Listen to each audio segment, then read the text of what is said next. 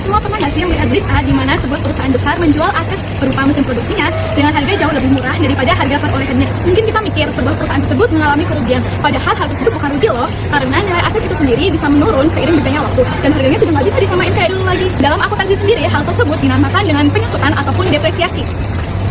Apa aja sih yang bikin nilai aset bisa menyusut dari waktu ke waktu? Jadi ada 3 faktor utama yang menentukan berapa besarnya biaya depresiasi. Yang pertama ada cost atau biaya perolehan. Ini ditentukan mulai dari kita membeli aset itu sendiri, kemudian ongkos kirim, biaya instalasi, pokoknya sampai aset tersebut siap digunakan untuk kegiatan operasional perusahaan. Yang kedua ada useful life atau perkiraan manfaat ekonomis yang bisa diberikan aset kepada perusahaan. Misalnya nih kita beli mesin, terus kira-kira berapa lama nih mesin bisa digunakan untuk kegiatan operasional perusahaan? 5 tahun kah? 10 tahun kah? Atau berapa lama? Terus yang ketiga ada residual value atau nilai sisa aset di akhir masa manfaatnya. Nah, ketiga faktor tadi itu saling berkaitan dan menentukan berapa sih kira-kira biaya depresiasi yang harus kita alokasikan pada satu periode tertentu.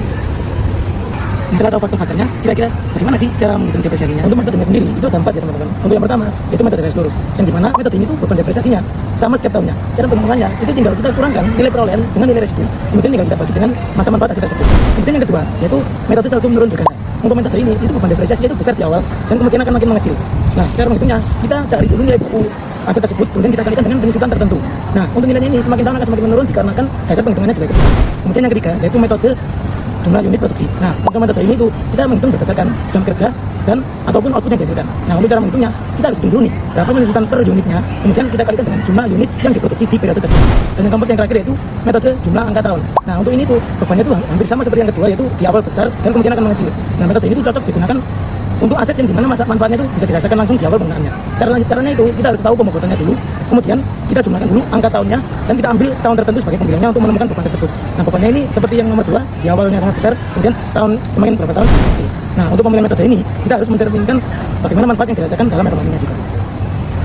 Nah, tapi ternyata metode yang kita pilih ini bisa berpengaruh ke laba perusahaan loh. Karena setiap metode penyusutan menghasilkan beban depresiasi yang berbeda. Otomatis laba bersih perusahaan menjadi berbeda. Kalau beban depresiasi besar, laba bersih perusahaan menjadi lebih kecil. Karena alasan depresiasi menjadi kebijakan strategis manajemen karena berpengaruh pada laporan laba rugi, nilai aset buku di neraca, bahkan di perhitungan pajak. Tapi gimana ya kalau kondisi aset berubah di tengah jalan? Misalnya penggunaan mesin yang lebih intens dari sebelumnya. Nah, saat hal itu terjadi, perusahaan boleh mengganti metode depresiasinya, asalkan punya alasan yang jelas dan menyesuaikan kondisi aset. Misalnya, aset yang jarang digunakan, sekarang digunakan terus-menerus. Perubahan itu diperbolehkan, asalkan dicatat dalam laporan keuangan menurut standar akuntansi. Jadi, dari semua yang kita bahas, dapat disimpulkan bahwa depresiasi itu sangat penting bagi buat perusahaan.